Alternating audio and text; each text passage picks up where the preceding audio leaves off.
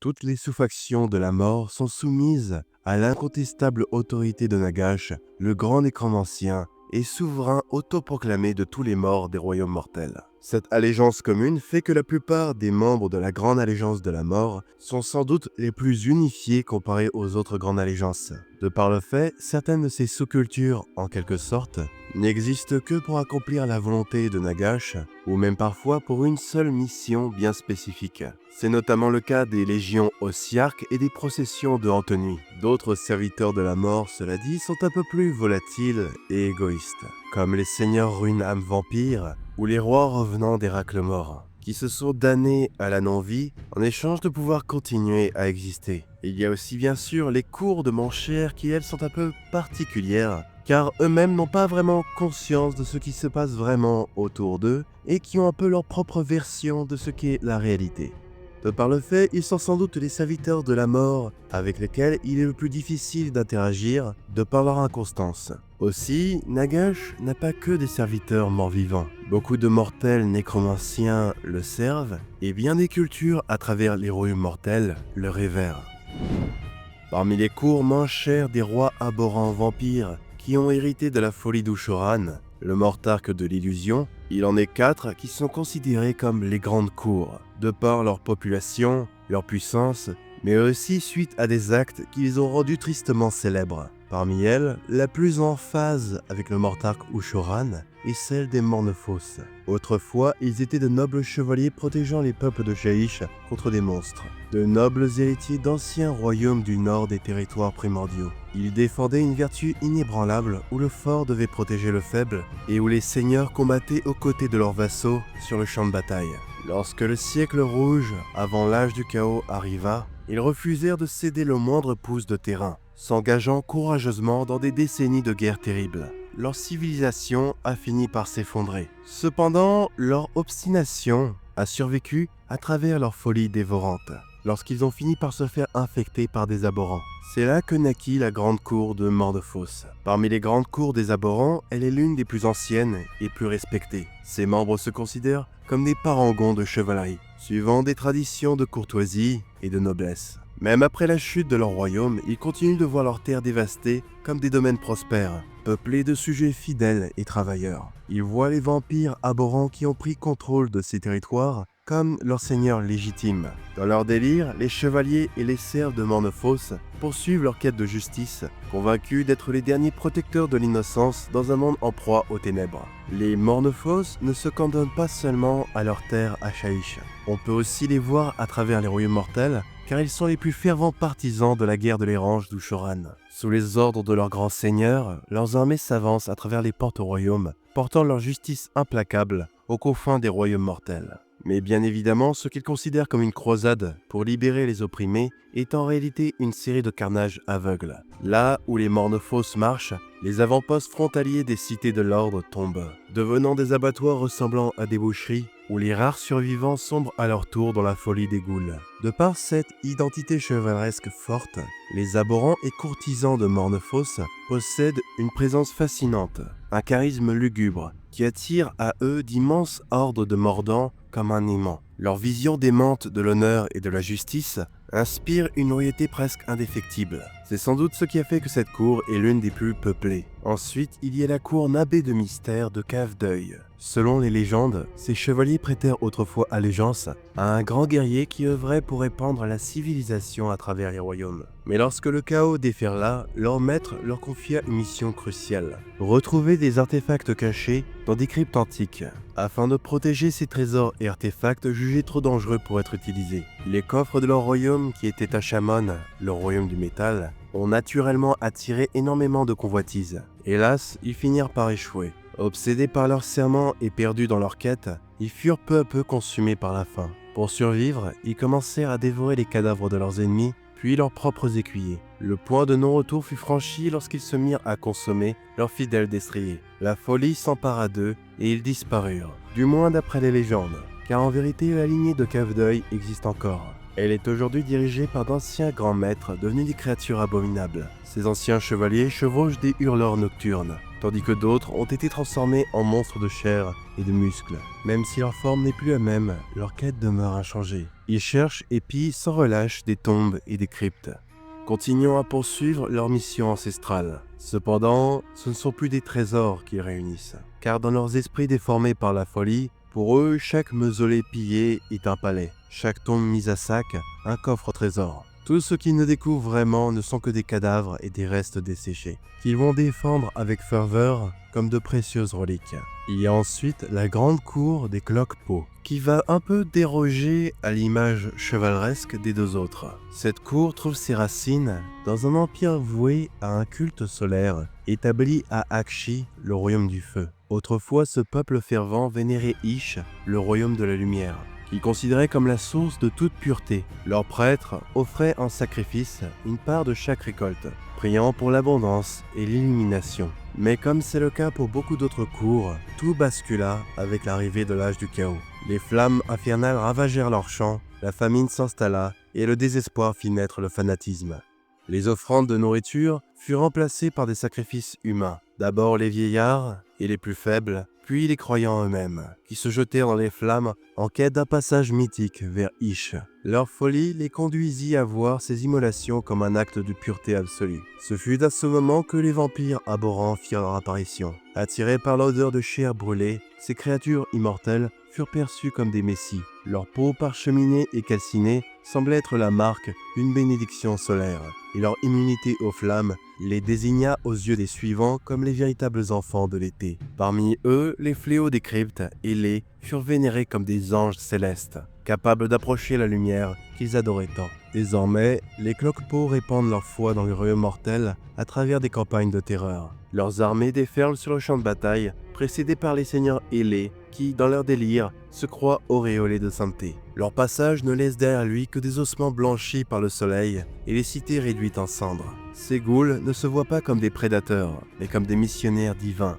Pour elles, chaque massacre est une conversion, chaque victime un adepte sauvé. Lorsqu'elles chargent, elles poussent des cris de dévotion galvanisés par leurs prêtres monarques. Leur foi semble si puissante que les bénédictions qu'ils voient dans leurs illusions semblent altérer la réalité elle-même, au point que leur dévotion folle leur donne vraiment la capacité de pouvoir invoquer des flammes. Et ce, même s'ils ne sont pas mages, à un tel point que ce phénomène semble plus ressembler à un miracle qu'un sortilège.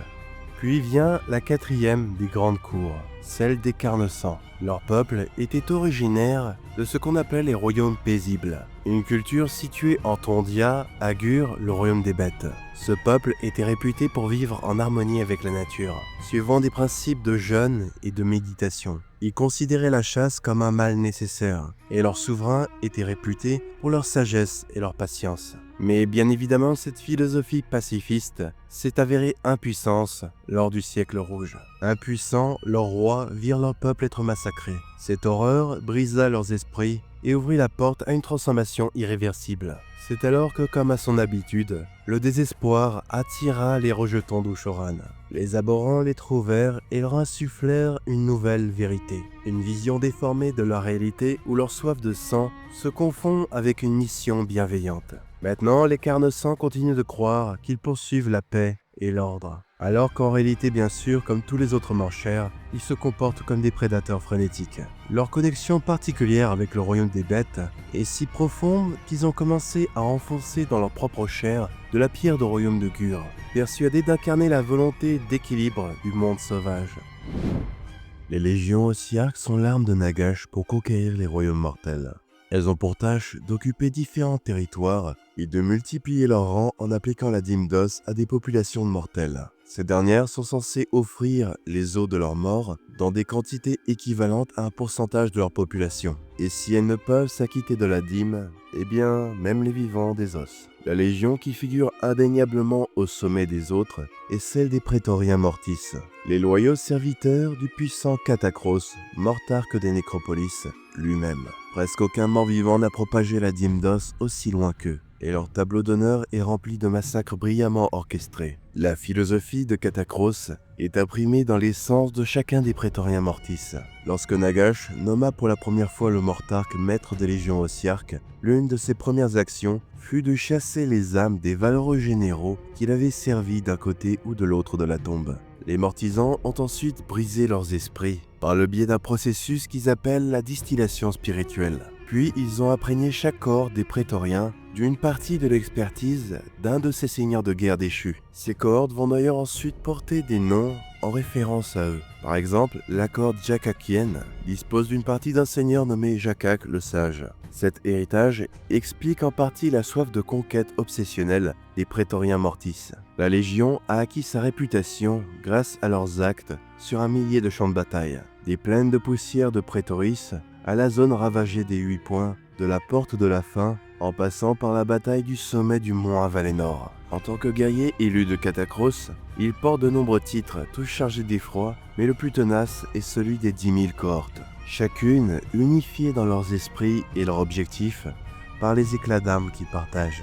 Et grâce à cela aussi, les membres de chaque cohorte se regroupent et avancent avec une précision mécanique et une synchronicité qui humilierait même les autres légions ossiarques. Vient ensuite la légion des nomades de l'élite Petrifex. Contrairement aux autres, ce ne sont pas des bâtisseurs d'empire. Cette légion semble avoir une aura surnaturelle et est entourée de certains mystères. À leur réveil, ses membres reçurent un unique ordre de Nagash dont les spécificités restent encore inconnues, mais dont l'intention est visible dans la destruction qu'ils sèment. Leur corps semble avoir une qualité distinctive par rapport aux autres légions, ce qui serait vraisemblablement dû à leur propension à utiliser des fossiles. Là où d'autres se multiplient grâce à la dîme d'os, la Légion cherche des formes protubérantes dans la roche, les restes d'os de titans primordiaux, avec lesquels ils fabriquent d'immenses Goliaths pour leur armée. Les rôdeurs de la nécropole et les nuées de Morghast forment le cœur de cette légion. Les balles de mousquet, les flèches et les épées enchantées ricochent sur leur forme calcifiée, tandis qu'ils marchent toujours plus en avant à la recherche de filons d'os primitifs.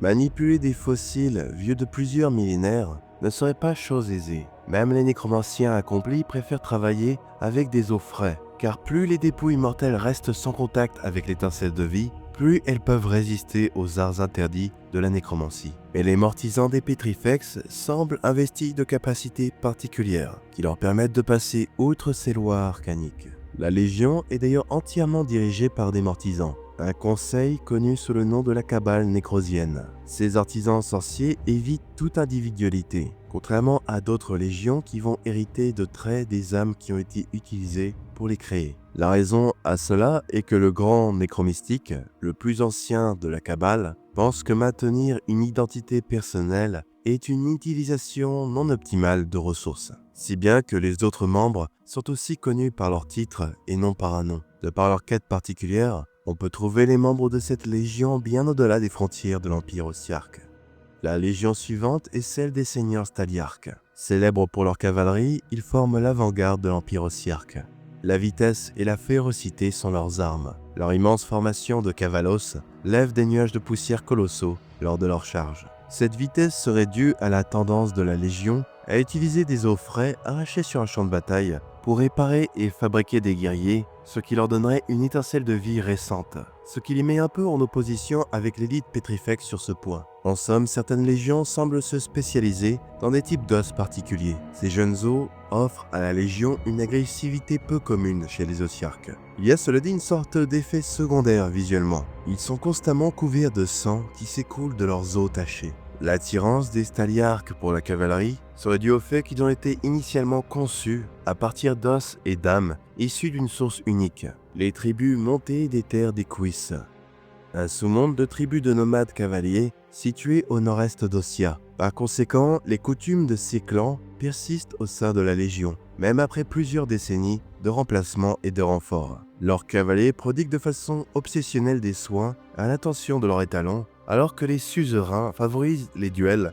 comme méthode de règlement de conflits. Un comportement assez particulier comparé à la logique et discipline froide des autres légions. Mais c'est loin d'être leur tradition la plus étrange. Leur plus célèbre est de loin la façon avec laquelle ils gèrent la dîme d'os. Se considérant comme des parangons d'honneur, ces Ossiaques n'adressent pas seulement des exigences aux mortels. À la place, ils lancent des défis, assurant qu'ils partiront pacifiquement si ceux-ci sont accomplis. Mais ces épreuves sont rarement équitables. Ils peuvent exiger de la population d'une cité qu'elle recense chaque os de chaque crypte en une nuit, ou réciter tous les titres honorifiques de Nagash au cours des siècles, ou encore désarçonner l'un de leurs plus puissants suzerains lors d'une joute. Cependant, si par miracle les mortels parviennent malgré tout à l'emporter, les Staliarques respecteront leurs paroles et partiront. Il faut donc reconnaître qu'ils ont un certain sens de l'honneur.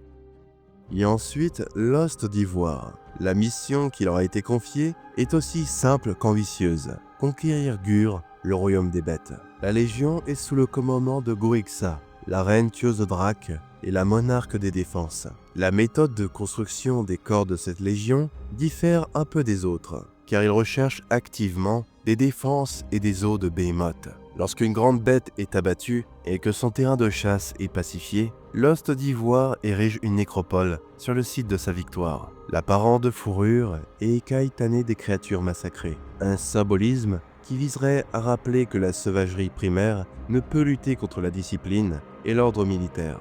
Même si la nature de l'Ost d'Ivoire n'a techniquement rien à envier aux créatures sauvages. Les guerriers de l'Ost évoquent souvent les gravures complexes qui recouvrent leur corps crème, l'élégance lugubre de leur nécropole et la sophistication de leur bibliothèque et archives. Les dépouilles monstrueuses que l'Ost d'Ivoire empile et les résidus de pierre d'ambre de Gur qu'ils utilisent pour leur corps les a imbués de la sauvagerie de Gur. C'est pourquoi l'agressivité bouillonne constamment en eux. Et pendant la bataille, cette bestialité peut prendre le contrôle d'eux. Cette affliction n'est pas vraiment un secret aux yeux des autres légions. Beaucoup les jugent et se demandent pourquoi l'Ost n'a pas été sanctionné pour avoir invité une telle perversion en son sein. Mais Katakros aime les résultats par-dessus tout, et nul ne peut nier l'efficacité de l'Ost d'Ivoire. Et ensuite, la Légion des Crématoriens. Leur mission a étrangement été plus symbolique qu'utilitaire. Ils existent pour brûler et non pour bâtir, au plus grand désarroi de ses membres. Ils sont censés être la manifestation de la colère divine de Nagash, l'arme qu'il lance contre ceux qui ont le plus sévèrement attisé son courroux. Leur approche ressemble à une procession de bûchers funéraires ambulants. Lorsqu'un crématorien est abattu, ses flammes jaillissent en un éclat explosif. Leurs gardes mortaques ont été créés à partir d'os moins solides que leurs homologues des autres légions, si bien qu'ils n'ont pas une grande longévité et s'usent en quelques semaines. Il leur incombe alors de périr rapidement en nombre et de réduire en cendres tout ce qui les entoure. Espérer une victoire sans grande perte contre cette légion est donc quelque chose d'impossible. Ces cycles de vie éphémères ont fini par octroyer à certains crématoriens une certaine excentricité et un esprit volatile, ce qui leur donne un caractère très indépendant. Bien qu'en public, ils ne reconnaissent aucune faille aux grandes œuvres du grand nécromancien, en privé, ils ont rejeté l'appellation qui leur a été donnée au profit de leur nom ossien, les Igni Mortoi. Une autre conséquence de leur vie courte est leur camaraderie. Nombre d'entre eux offrent stoïquement des parties de leur corps brûlés pour réparer leurs partenaires détruits et passent des pactes avec leurs mortisans pour s'assurer des reconstructions plus rapides. Pour ne rien arranger, leurs conditions leur a aussi valu des moqueries des autres légions ossiarques, mais ils ont depuis longtemps appris à les ignorer. Certains crématoriens cherchent à échapper à la malédiction de leur autodestruction, non pour se rebeller contre Nagash selon leur dire, mais pour prendre une place dont ils seraient fiers parmi les légions. Pour trouver une solution, ils ont pris l'habitude d'épargner lors de leur siège les bibliothèques et les lieux de connaissance, afin de pouvoir les utiliser pour leurs recherches. D'ailleurs, la défaite récente de Nagash face à Teclis a ravivé l'espoir au sein des crématoriens. Ils y voient une opportunité temporaire d'être plus libres de leurs actions. Actuellement, la Légion se trouve principalement à Akshi, le royaume du feu, et le seigneur de cette légion, Ignopatris Xaranos, aurait envoyé des agents clandestins vers la ville citadelle de Lumnos, à Aspiria, leur peuple étant connu pour leur savoir arcanique extrêmement avancé. À voir si ces agissements seront considérés comme une trahison dans le futur. Enfin, la dernière légion la plus connue est celle de la myriade du néant. À la base, c'est elle qui a servi de prototype pour les légions Ossiarques. C'est une expérimentation de Nagash réalisée durant les dernières années de l'âge des mythes, ce qui ferait techniquement d'eux les plus anciens Ossiarques. Ces membres ont été fabriqués pour servir de puits d'énergie nécromantique, une armée de batteries que des mages pourraient canaliser en quelque sorte. Nagash a fini par les envoyer dans le périmètre hostile de Shaish, proche de l'extrémité du royaume. Là-bas, la myriade a su résister aux tempêtes de magie de la mort, et ce pendant des siècles, ce qui a octroyé à ses membres une forte résistance à l'Arcane. Surprenamment, cette légion a été mise sous le commandement d'Arcane, le mortarque du sacrement. C'est donc la seule légion qui n'est pas sous le commandement total de Katakros. Sous la tutelle d'Arcane, la légion a obtenu énormément de savoir ésotérique. Ils ont aussi obtenu une certaine expertise pour façonner le sable sépulcral de Shaish. Avec tout ça, les membres de cette légion semblent avoir une certaine fierté pour leur maîtrise des arts arcaniques. La hiérarchie des vampires est assez simple. Au sommet, comme toutes les hiérarchies de la mort, se trouve bien évidemment Nagash. Puis, les mortarques vampires et leur légion. La Légion du Sang est sous le commandement de la reine Neferata, et la Légion de la Nuit sous le commandement de Manfred. Certains vampires de ces légions ont reçu par la suite l'autorisation de fonder leur propre dynastie. De par la vastitude des royaumes, c'est un moyen efficace de déléguer le pouvoir. Mais les dynasties devront tout de même montrer déférence aux légions. En ce qui concerne la Légion du Sang, elle est le reflet de sa reine Neferata, une force subtile qui gagne souvent ses batailles avant même le début des hostilités. Elle possède tout de même de larges forces de guerriers squelettes, menés par des seigneurs ruines-âmes buveurs de sang, mais ils sont souvent surtout utilisés pour détourner l'attention. Cela reste un as redoutable sur le champ de bataille, mais la Légion brille aussi surtout grâce à son réseau d'influence, tissé par la mortarque du sang. Sa capitale, Noulamia, est un centre d'espionnage, le lieu où les jeunes vampires doivent prouver leur talent, un lieu où de nombreux jeunes vampires doivent prouver leur talent et leur ruse pour attirer son attention et être acceptés dans son cercle de courtisans. Pour s'élever dans la Légion, ils doivent manigancer, espionner. Nombre de ses serviteurs ont infiltré la noblesse des cités de Sigmar, et Neferata est capable d'orchestrer des dizaines de complots à la fois avec ses agents. Quant à leurs rivaux, la Légion de la Nuit de Manfred, elle est plutôt connue pour sa cruauté et sa soif de pouvoir. Ces ruines-âmes sont toujours prêts à exploiter la moindre opportunité et à s'abaisser aux actes les plus déshonorants soient-ils.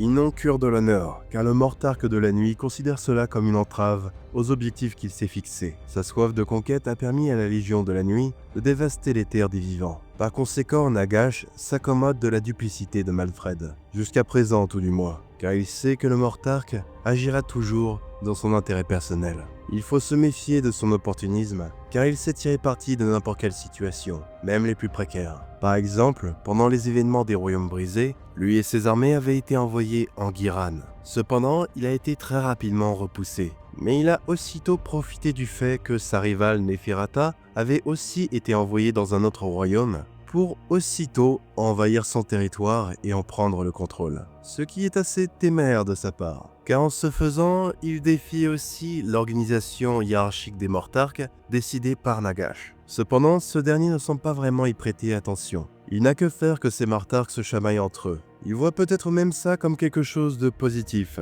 Cela les maintient tous en alerte et les force à se dépasser. Un autre de ses intérêts est aussi d'étendre ses connaissances en nécromancie, car en secret, il sait que c'est la seule façon de se libérer un jour de l'emprise de Nagash. En dessous des deux légions se trouvent ensuite, comme on l'a dit, les dynasties. Il en existe énormément à travers les royaumes mortels, mais trois ont largement prouvé leur puissance par rapport aux autres. La première est celle des Castellae. Tous sont des guerriers par excellence et se conforment à des préceptes de chevalerie. Ils vouent leur immortalité à améliorer leur talent d'escrimeur et ne boivent que le sang des ennemis qu'ils ont vaincus au combat. Ils possèdent donc une forme de sens de l'honneur, bien qu'un peu perverti. Un vampire de n'importe quelle lignée peut postuler pour rejoindre les Castellae, à condition de réussir les épreuves du Fort Pourpre, la forteresse de la dynastie. Un lieu qui semble d'ailleurs défier les lois de la physique et de la logique, car elle semble apparaître et disparaître lors des nuits les plus sombres, en des lieux d'ordinaire occupés par des ruines.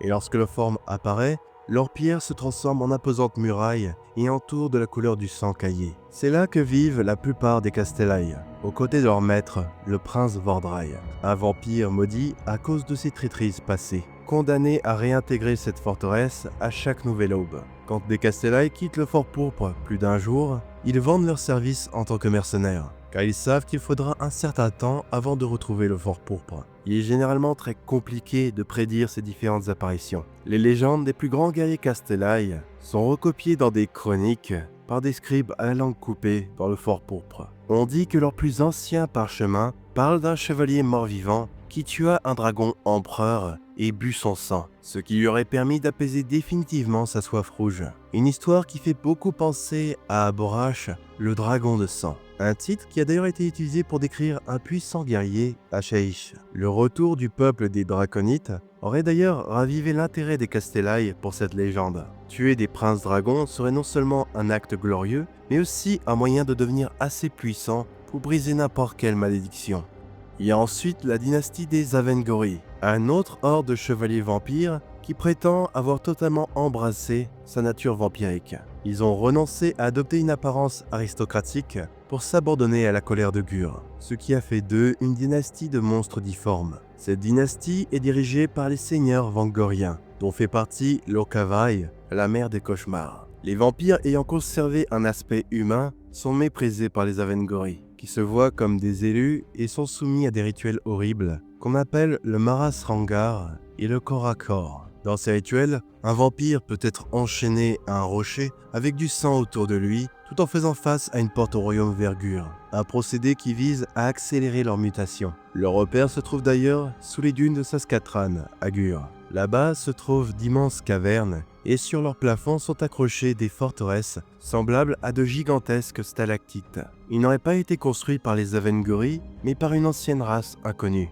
Dans la plus vaste de ces forteresses se trouverait la Gueule du Néant, une porte au royaume menant directement au nadir de Shaish, ce qui expliquerait pourquoi ces cavernes sont constamment saturées d'énergie d'améthyste.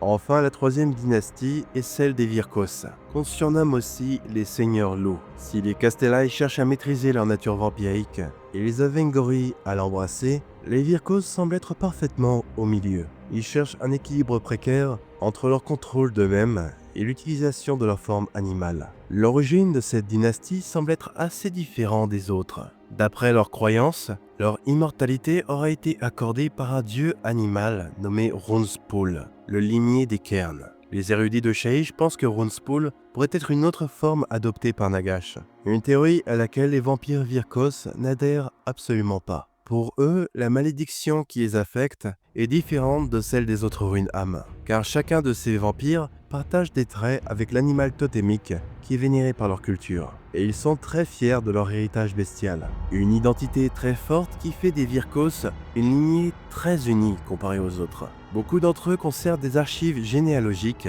et la tradition veut qu'un Virkos accorde l'hospitalité à tous les membres de sa famille, quelles que soient les circonstances.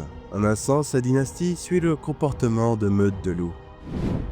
Les processions de hante nuit sont des assemblées d'âmes en peine qui servent d'armes de terreur à Nagash. Leur bergère, en quelque sorte, est Dame Olinder, la mortarque du deuil. On connaît bien 4 de ces grandes processions. L'une d'entre elles, la Légion éplorée, est d'ailleurs composée d'individus ayant fait partie de l'ancien empire de Dolorum, sur lequel la mortarque a régné durant sa vie de mortel. Cette procession aurait une beauté morbide, unique en son genre, avançant au rythme lent et funeste d'un cortège. Elle était autrefois connue sous le nom de la Légion du Deuil, mais elle a fini par évoluer pour devenir la noblesse de Silentum, le siège de pouvoir d'Olinder.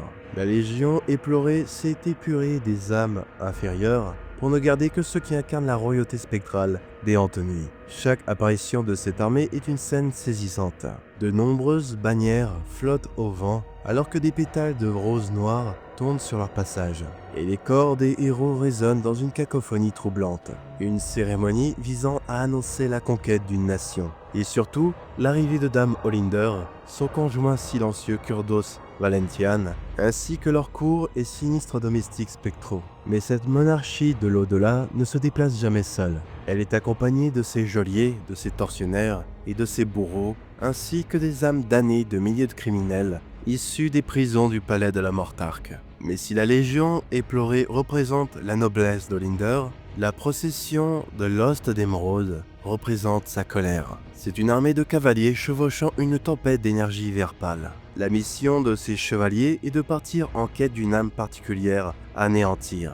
Et tous ceux qui tentent de la protéger sont condamnés à une fin tragique. Ces âmes sont marquées par un sortilège de Dame Olinder qui se nomme la malédiction de l'Ost d'Émeraude. Elle est destinée à tous ceux qui s'attirent l'ire de la Mortarque. Ce sort puissant, bien que rare, est une condamnation à mort. La victime est tentée par des visions de sa propre fin, voyant le monde sans couleur, sauf pour une lueur verdâtre, annonçant son destin. À mesure que l'Ost d'Émeraude approche, cette lueur devient de plus en plus intense, jusqu'à submerger la victime. L'histoire des membres de l'Ost d'Émeraude, la garde Doloris, est intimement liée à celle d'Olinder. C'était jadis un groupe de nobles de Dolorum qui l'ont trahi de leur vivant. Ces nobles appartenaient à un complot qui visait à la renverser. Ils portaient des broches aux couleurs de l'émeraude qui symbolisaient leur loyauté envers l'ancienne lignée royale que Lady Olinder avait fait assassiner. Cependant, leur trahison a échoué in extremis. Ils ont alors été remodelés dans la mort pour devenir de loyaux chevaliers qui sont condamnés à éternellement la servir. Il existe un seul être qui a réussi à échapper à la malédiction de l'Ost d'Émeraude, Be'lakor, le premier prince, qui a réussi à passer un accord avec Dame Olinder. Il y a ensuite la procession du fléau écarlate, qui réunit des esprits appartenant à ceux qui ont été massacrés, défigurés et profanés dans des actes de barbarie. Ces atrocités ont marqué leur âme par une rage infinie. Elles n'ont pas trouvé le repos, mais une soif de vengeance qui ne cesse de croître. Poussées par une colère intense, ces âmes vengeresses ont imploré Nagash de les guider dans leur quête de rétribution. Les membres du fléau écarlate ne reviennent pas simplement sous une forme spectrale, mais semblent émerger du sang lui-même. Chaque apparition du fléau ressemble alors à des vagues rouges à l'horizon. Cette procession est sans doute la plus envoyée, quand répandre la terreur semble être l'arme la plus efficace. Enfin, la quatrième des processions de hante nuit les plus connues est celle des morts de vif-argent. Ils sont reconnaissables à leur corps qui semble composé de métal liquide. Lorsqu'ils sont frappés, leur forme se remodèle presque instantanément, rendant presque toutes les attaques physiques inefficaces. Ils possèdent aussi la capacité de changer de forme à volonté. L'origine de cette procession remonte à la Banshee Selemnis d'Anvrok, une grande métallurgiste de la cité forge d'Elixia. Selemnis était célèbre pour ses lames parfaites, fabriquées avec des cheveux argentés. Elles étaient si célèbres qu'elles étaient recherchées dans toute la croix spiralée à Shamon, le royaume du métal. Malheureusement, la cité d'Elixia fut dévastée lors d'une invasion du chaos menée par le sorcier de Tzinch et Phrix. Le peuple d'Elixia fut décimé et même Selemnis fut capturé et plongé vivant dans le chaudron bouillant de sa forge. Plus tard, après l'âge du chaos, au début de la tempête de Sigmar, les esprits d'Elixia furent éveillés par la magie des vallées suspendues. Ils prirent alors cette forme de mercure animé, et les plus lucides d'entre eux récupérèrent les armes forgées par Selemnis pour se lancer dans une quête de vengeance, prêts à se venger des serviteurs du chaos. Cette procession semble être si disciplinée que Nagash a décidé de les laisser agir à leur guise. Voilà donc pour toutes les sous-factions les plus connues de la mort. J'espère que vous aurez apprécié la vidéo. Merci infiniment aux membres et tipeurs qui soutiennent la chaîne. Et assez exceptionnellement, d'habitude je ne parle pas de ma vie personnelle, mais pendant que je faisais cette vidéo, j'ai perdu quelqu'un de proche et je voulais lui dédier cette vidéo en souvenir. Voilà, merci d'avoir regardé la vidéo jusqu'au bout et à la prochaine.